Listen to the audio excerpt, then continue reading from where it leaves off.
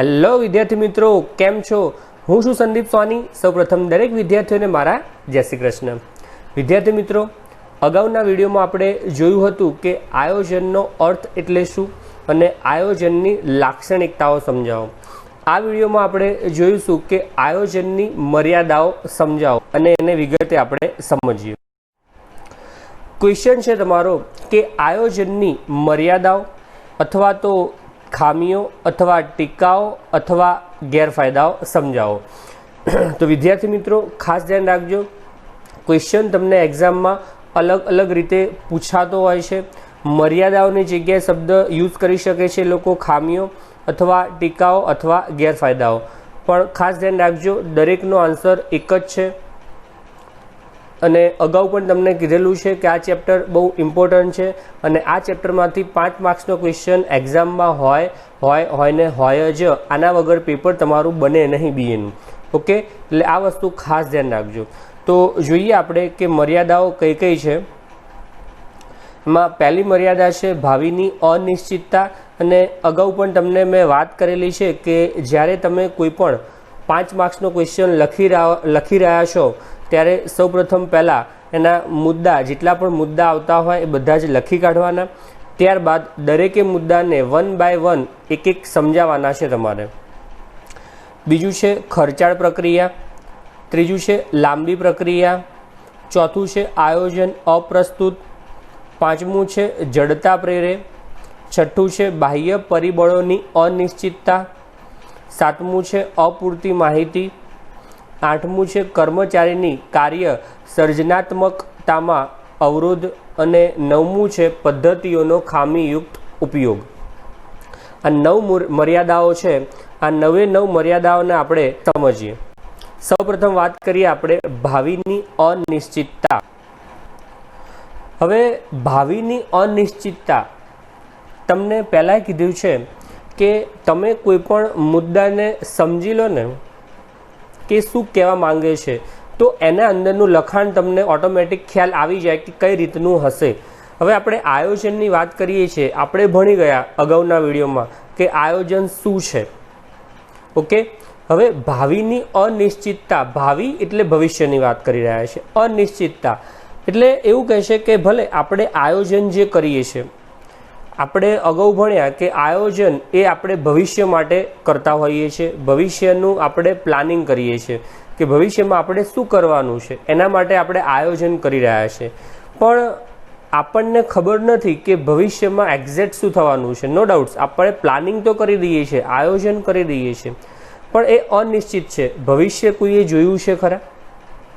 તમને ખબર છે કે કાલે સવારે ઉઠીને તમારી જોડે શું થવાનું છે, કાલનો દિવસ તમારો કેવો જવાનો છે, એ આપણે ચોક્કસ ન કહી શકીએ. હા, આપણે એનો અંદાજ લગાવી શકીએ છીએ. એટલે એવું કહેશે કે આપણે આયોજન ભવિષ્ય માટે કરીએ છીએ, પણ ભવિષ્ય તો અનિશ્ચિત છે. બની શકે ભવિષ્યમાં જે ધાર્યું છે એ પ્રમાણે ન થાય તો પ્રોબ્લેમ્સ ક્રિએટ થાય ને, તો આયોજન આપણું ફેલ થઈ જાય. તો આ એક ખામી છે, મર્યાદા છે.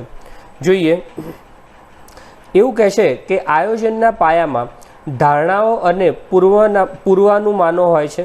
ધારણાઓ અને પૂર્વાનુમાનો વિશે આપણે અગાઉના વિડીયોમાં સમજી ગયા કે ભવિષ્ય માટે આપણે ધારણા બાંધતા હોઈએ છીએ કે આવું થશે તો આપણે આમ કરીશું.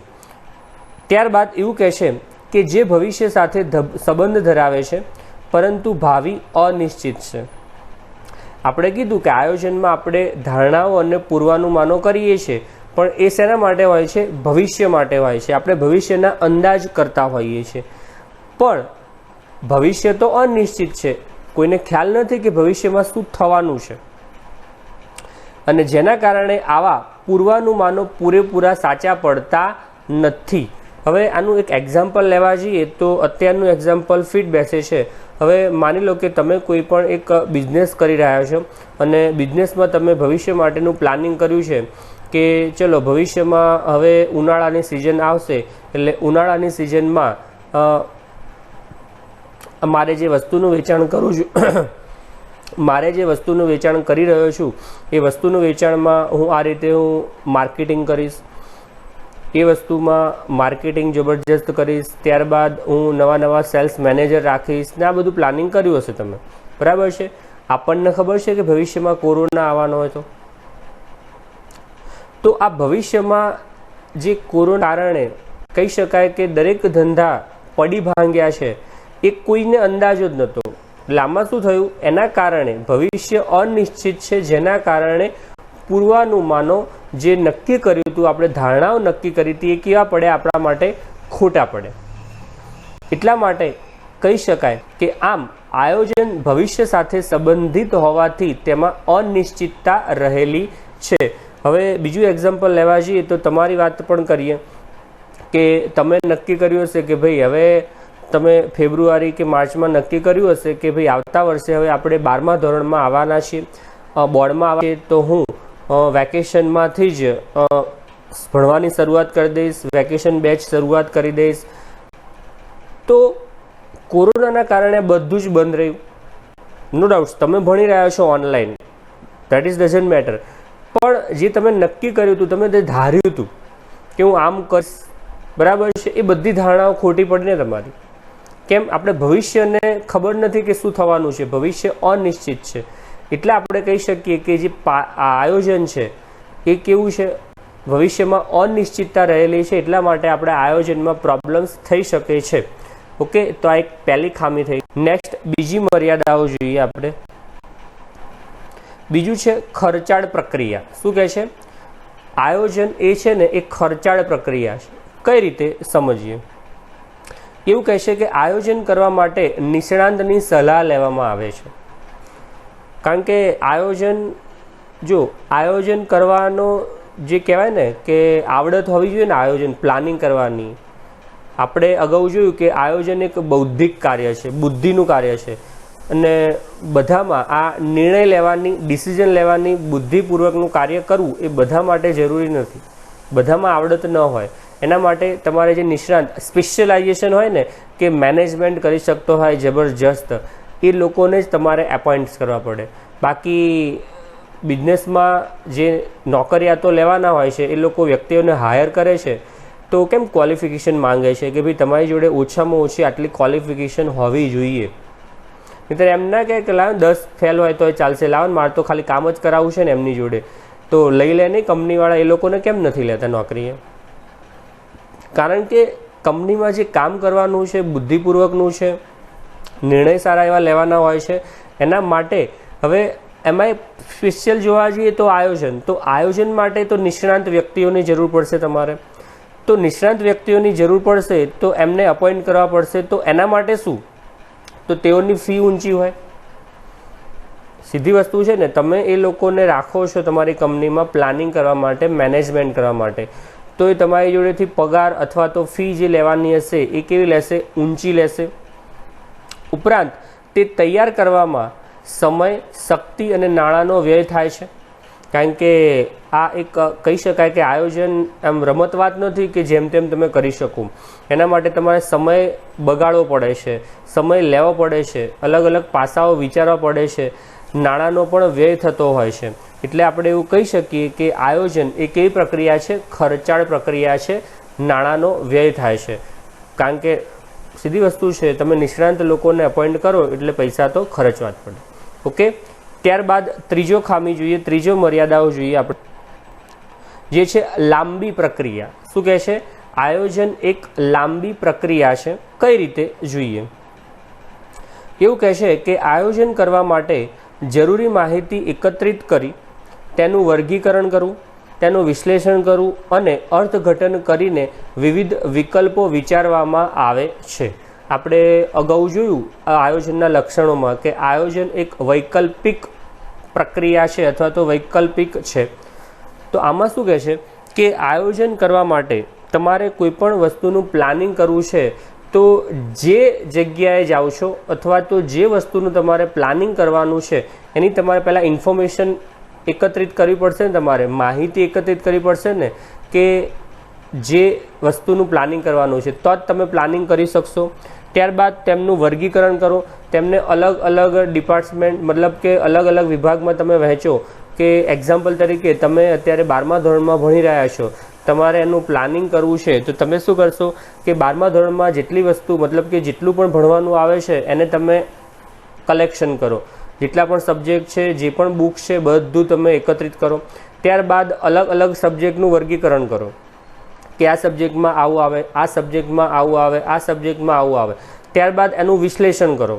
વિશ્લેષણ ધેટ મીન્સ કે કયો સબ્જેક્ટ છે, એમાં શું આવે છે, એમાંથી તમને કેટલું આવડે છે અને કેટલું નથી આવડતું.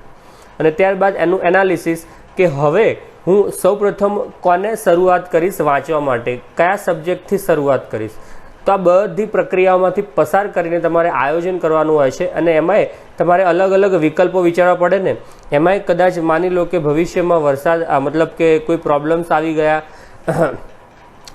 જે દિવસે મેં વાંચવાનું નક્કી કર્યું છે એ દિવસે ઘરમાં કોઈક પ્રોબ્લેમ્સ આવી ગયું, ઘરમાં ગેસ્ટ આવી ગયા કે કોઈ મોટું કામ આવી ગયું કે જેના કારણે મેં સ્ટડી નથી કર્યું, તો એ દિવસનું સ્ટડી કેવી રીતે કરીશું એનું ઓપ્શન તમારે ગોતી રાખવું પડશે. તો આ રીતે બિઝનેસમાં પણ થતું હોય છે, બરાબર છે. તો એમાં અલગ અલગ વિકલ્પો ઓપ્શન વિચારવા પડે છે. તો આ બધું કરવામાં શું થાય, સમય લાગે. એટલે એવું કહી શકાય કે આ કેવી છે, એક લાંબી પ્રક્રિયામાંથી તમારે પસાર થવું પડે છે.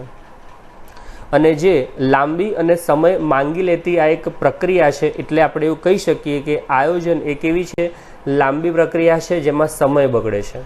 તો આ એક ખામી થઈ ગઈ. ત્યારબાદ આગળ જોઈએ, ચોથી ખામી છે, ચોથી મર્યાદા છે આયોજન અપ્રસ્તુત. અપ્રસ્તુત એટલે શું?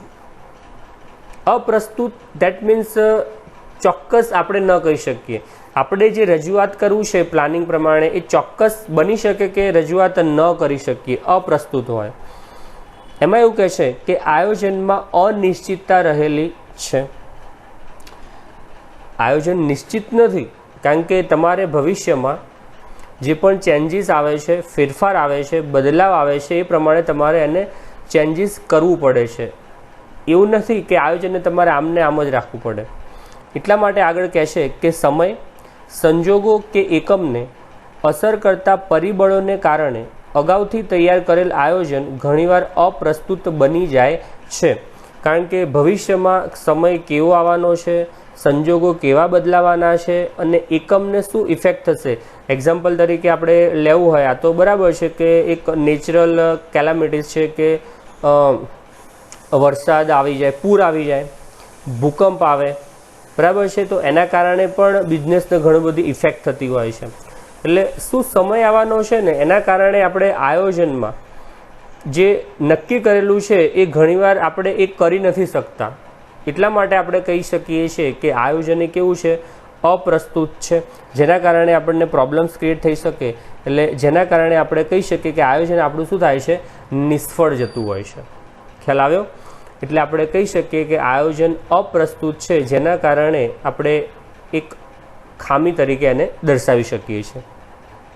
ત્યારબાદ આપણે નેક્સ્ટ જડતા પ્રેરે. જડતા પ્રેરે.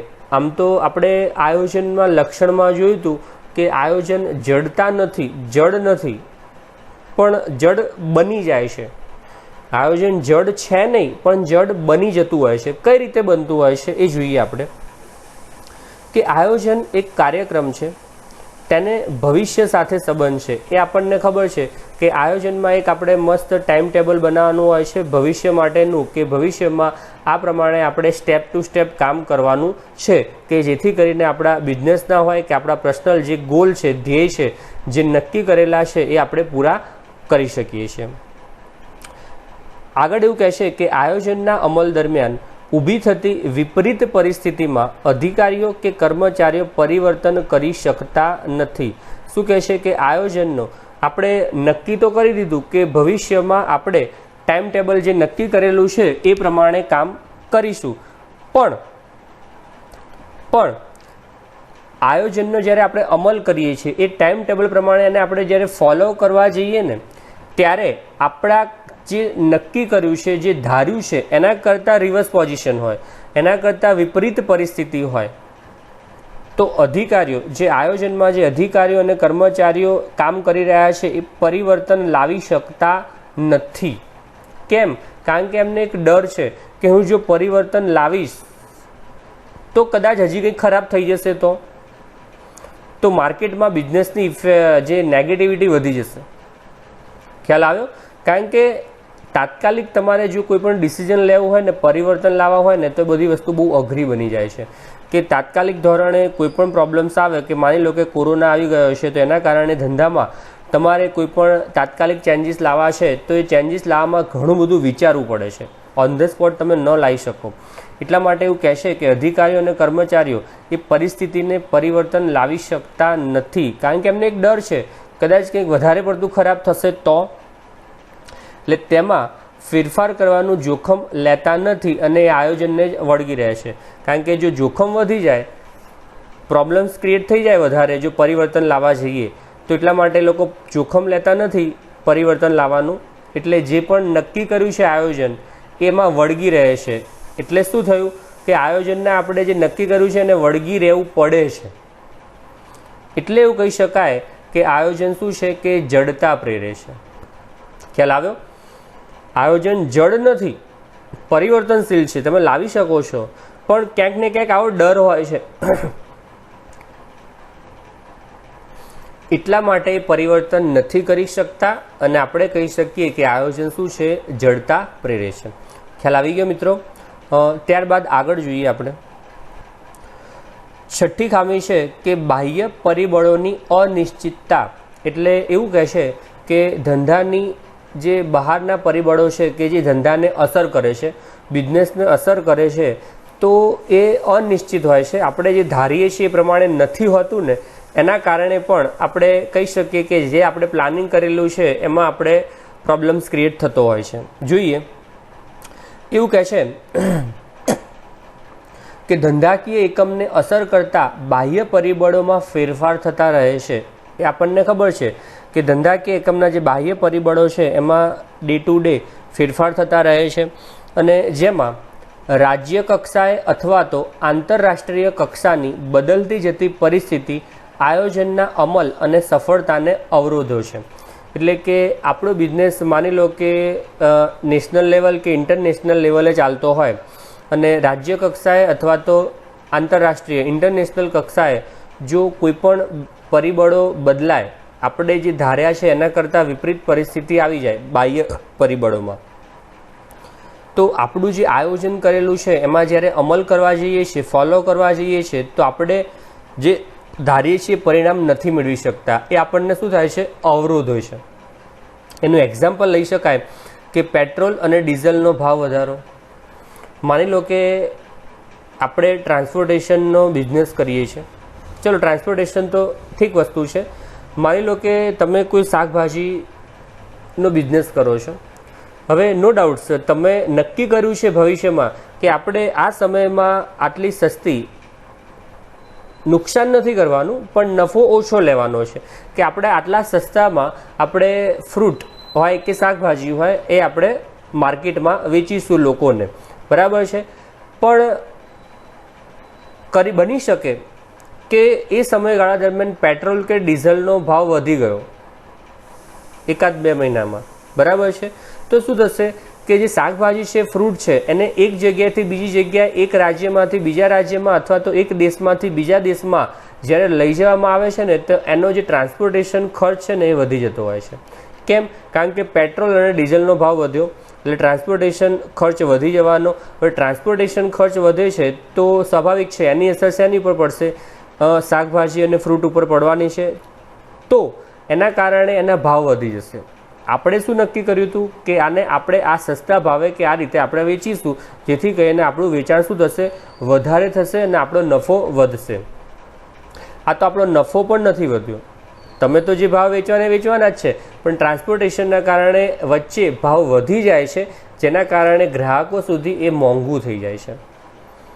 ખ્યાલ આવ્યો? જેના કારણે એ જે માંગ હોય છે ને એ ઘટી જાય, કારણ કે ભાવ વધે છે, કિંમત વધે તો માંગ ઘટવાની છે. ઓકે, તો એટલા માટે કહી શકાય કે આ ધંધાની બહારના જે પરિબળો છે એ આયોજનને અસર કરે છે. કે ત્યારબાદ નેક્સ્ટ જોઈએ આપણે અપૂરતી માહિતી. અપૂરતી માહિતી એટલે કે જે માહિતી આપણે મેળવવાની છે અથવા તો આપવાની છે એ કેવી છે? અપૂરતી છે. શું કહે છે? જોઈએ કે એવું કહેશે કે આયોજનની નિર્ણય પ્રક્રિયાનો આધાર એ માહિતી પર હોય છે. સિમ્પલ વસ્તુ છે આયોજનના તમે કોઈ પણ ડિસિઝન લઈ રહ્યા છો કે ભવિષ્યમાં આપણે આમ કરીશું, તો એ શેના આધારે લેશો? તમારી જોડે જે માહિતી છે એના ઉપરથી જ લેશો ને, કે તમે નક્કી કર્યું ભવિષ્યમાં કે મારે કે આટલા સબ્જેક્ટ વાંચવાના છે, કે મારે આવતીકાલે હું BA વાંચીશ, એકાઉન્ટ્સની તૈયારી કરીશ, સ્ટેટના દાખલા ગણીશ, બરાબર છે. તમે નક્કી કર્યું ડે ટુ ડે કે સોમ મંગળ બુધ એવો ટાઈમ ટેબલ નક્કી કર્યો, નિર્ણય લઈ લીધો તમે આ બધું કરવાનો. પણ નિર્ણય શું એમનેમ લઈ લીધો? આ બધો વિચાર એમનેમ આવ્યો? તમારી જોડે માહિતી હતી કે તમારી જોડે આટલા સબ્જેક્ટ છે, એટલા માટે તમે ડિસિઝન લઈ શક્યા કે આ સબ્જેક્ટ મારી જોડે છે, એટલા માટે હું આ સબ્જેક્ટને આ રીતે વાંચું. એવી જ રીતે બિઝનેસમાં પણ એવું થતું હોય છે. ક્લિયર? આગળ એવું કહે છે કે તે માહિતી અધૂરી કે અસ્પષ્ટ હોય, બની શકે કે તમારી જોડે જે માહિતી છે એ અધૂરી હોય અથવા તો અસ્પષ્ટ હોય, સમજમાં આવે તેવી ન હોય, તો તેના આધારે તમે જે તૈયાર કરેલ આયોજન છે અને તેના અમલીકરણથી ઈચ્છિત પરિણામો મેળવી શકતા નથી. કારણ કે આપણી જોડે જો માહિતી અધૂરી છે, કારણ કે સિમ્પલ વસ્તુ છે, જેવી માહિતી એવો નિર્ણય. જેવી માહિતી આપણી જોડે છે એવો નિર્ણય આપણે લઈશું. જો આપણી જોડે અધૂરી માહિતી છે, અસ્પષ્ટ માહિતી છે, તો નિર્ણય પણ એ રીતે લેવાશે, અને જો નિર્ણય એવો લીધેલો છે તેનું પરિણામ પણ એવું જ આવવાનું છે. ખ્યાલ આવ્યો? એટલે જો અપૂરતી માહિતી હોય તો, એટલે આ બધી ખામીઓ છે ને, એવું જરૂરી નથી આ બધું થાય જ, પણ આ બધું થઈ શકે છે કે આયોજનમાં આ બધી ખામીઓ બની શકે છે, આવી શકે છે. એટલે આયોજન કરતી વખતે આ બધી વસ્તુને ધ્યાનમાં લેવાની. ક્લિયર? નેક્સ્ટ જોઈએ આપણે, કર્મચારીની કાર્ય સર્જનાત્મકતામાં અવરોધ. કર્મચારીની કાર્ય સર્જનાત્મકતામાં અવરોધ એટલે કે કર્મચારીમાં જે આવડત છે કામ કરવાની, એમાં અવરોધ થાય છે. કઈ રીતે જોઈએ? એવું કહેશે કે આયોજનનો અમલ ધંધાકીય એકમમાં કર્મચારીઓએ કરવાનો હોય છે. સિમ્પલ વસ્તુ છે કે નો ડાઉટ્સ આયોજન અધિકારીઓએ, મેનેજરે બધાએ તૈયાર કરેલું હોય પ્લાનિંગ, બરાબર છે, પણ એનો અમલ કોને કરવાનો હોય છે? કે એમાં જે તળ લેવલ કે મધ્ય લેવલે જે કામ કરતા કર્મચારીઓ છે ને, એમને આયોજનનો અમલ કરવાનો હોય છે. એ આપણે અગાઉ પહેલા ચેપ્ટરમાં ભણી ગયા. આ કર્મચારીઓમાં વિવિધ સર્જનાત્મક શક્તિઓ હોવા છતાં તેઓ આયોજન અમલ દરમિયાન તેના ઈચ્છિત ફેરફાર કરી શકતા નથી. જો આપણે સમજીએ છીએ કે આયોજન પરિવર્તનશીલ છે, નો ડાઉટ. હવે આયોજનનો અમલ કોણે કરવાનો હોય છે? કર્મચારીઓને. હવે જ્યારે આયોજનનો જ્યારે અમલ કરવા જાય છે કર્મચારીઓ, ચલો થોડુંક કામ કર્યું, પછી એમને એવું લાગે કે આના કરતાં મેં આમ કરું ને તો ઝડપથી કામ થશે અને એનું પરિણામ જોરદાર આવશે. પણ આયોજનમાં ફેરફાર કરવાનું કામ એમનું છે. એમને તો ખાલી ઉપરથી ઓર્ડર આવ્યો કે ભાઈ તમારે આ કામ કરવાનું છે તો કરી લો. એ લોકો શું કરે છે? જ્યાં ખબર છે કે હું આ ફેરફાર કરીશ તો પરિણામ મસ્ત આવશે, સારું આવશે, જેના કારણે શું કરે છે કે એમાં ફેરફાર નથી કરી શકતા. કારણ કે એમના હાથમાં પાવર નથી, ઓથોરિટી નથી ફેરફાર કરવા માટેનો. ભલે એમની જોડે આવડત છે, જબરજસ્ત શક્તિઓ છે એમની જોડે કામ કરવાની, પણ તેમ છતાં પણ એ ફેરફાર નથી કરી શકતા. એટલે આપણે કહી શકીએ કે આયોજનમાં શું છે? અવરોધાય છે એની સર્જનાત્મક શક્તિ. કારણ કે આ માત્ર શું છે? કર્મચારી છે, એને સુધારવાનો અધિકાર નથી. કારણ કે આયોજનમાં જો ચેન્જીસ કરવા હોય તો કોણ કરી શકે? જે અધિકારીઓ છે, મેનેજર છે, એ કરી શકે છે. એટલે આમ કહી શકાય કે કર્મચારી કાર્ય સર્જનાત્મકતામાં અવરોધાય છે. કારણ કે આયોજન વસ્તુ જ એવી છે, ક્યારેક આવું પણ બની હોય છે કે જે આપણે ખામી ઉત્પન્ન કરતી હોય છે. ત્યારબાદ છેલ્લું જોઈએ આપણે, 9મી ખામી કે પદ્ધતિઓનો ખામીયુક્ત ઉપયોગ. એટલે એવું કહે છે કે આયોજનમાં આપણે જે પદ્ધતિઓનો ઉપયોગ કરીએ છીએ આયોજન તૈયાર કરવા માટે, પ્લાનિંગ કરવા માટે, તો બની શકે કે કદાચ એમાં જે આપણે પદ્ધતિઓનો ઉપયોગ કર્યા હોય એ ક્યાંક ખામીયુક્ત હોય, તો પ્રોબ્લેમ્સ ક્રિએટ થઈ શકે ને. જોઈએ શું કહે છે કે આયોજનના ઘડતર માટે ગાણિતિક પદ્ધતિઓ, આંકડાશાસ્ત્રીય માહિતી અને કમ્પ્યુટરનો ઉપયોગ વિશાળ પાયા પર થતો હોય છે. સિમ્પલ વસ્તુ છે, પ્લાનિંગ કરવું કંઈ જેવું તેવું કામ નથી. એક લાંબી પ્રોસેસ છે ને એમાં ઘણું બધું નિર્ણય લેવાના હોય છે, બુદ્ધિપૂર્વકનું કાર્ય હોય છે. એમાં ઘણા બધા કહેવાય ને કે રિસર્ચ કરવા પડે, ગાણિતીય પદ્ધતિઓ, કેલ્ક્યુલેશન કરવું પડે, તમારે એમાં આંકડાશાસ્ત્રીય માહિતી પણ લેવી પડે છે અને તમારે કોમ્પ્યુટરનો ઉપયોગ કરી પણ એનાલિસિસ બધું કરવું પડે છે કે જો હું આમ કરીશ તો શું થશે, એ બધું એનાલિસિસ રિસર્ચ કરવું પડે છે તમારે. અને એવું કહે છે કે આ પદ્ધતિનો ઉપયોગ કે માહિતી ખામીયુક્ત હોય તો નિર્ણય ખોટા લેવાય છે. શું થાય છે? બની શકે કે તમે આ જે પદ્ધતિઓનો ઉપયોગ કરી રહ્યા છો કે માહિતીનો ઉપયોગ કરી રહ્યા છો એ ખામીયુક્ત હોય તો આ જે નિર્ણય લીધેલા છે, ડિસિઝન લીધેલું છે, તમારું ખોટું પડે ને. તો ભવિષ્ય માટે જે તમે આયોજન કરેલું છે એ ધંધા માટે કેવું થાય?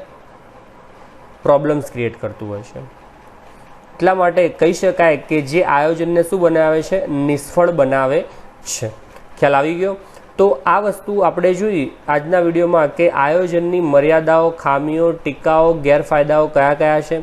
વિદ્યાર્થી મિત્રો ખાસ ધ્યાન રાખજો કે જ્યારે તમે એક્ઝામમાં લખી રહ્યા છો ત્યારે સારા અક્ષરે અને પોઈન્ટ ટુ પોઈન્ટ લખવાનું છે. જે પ્રમાણે સમજાવ્યું છે એ પ્રમાણે તમારે કંઈ પણ વસ્તુને ઉધડું નથી લખવાનું.